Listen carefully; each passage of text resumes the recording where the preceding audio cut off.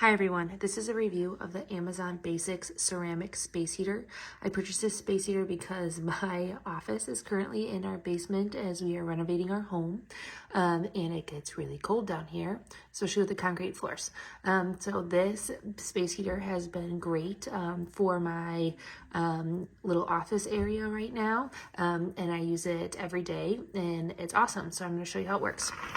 So there's a couple of functions on it. You can do just fan, which just is like it's just a fan. And here you can like control the intensity. So either obviously low or high, depending on where you turn it. This is like a lighter heat. And this is like a stronger heat. And you can, like I said, increase the intensity here. And what also is really cool is if you just pick it up, it stops. It's kind of like a safety feature. There's a button on this bottom here that when you place it down, it begins. So if it's picked up, it doesn't continue to blow, or if it gets like knocked over, which is really great if you have little kids or animals or pets, or if this accidentally gets knocked over, it's not going to continue to blow hot air, and it's a really good safety feature. So we would give this 5 out of 5 stars. We actually have 2 of them, and we really like them. I would highly recommend.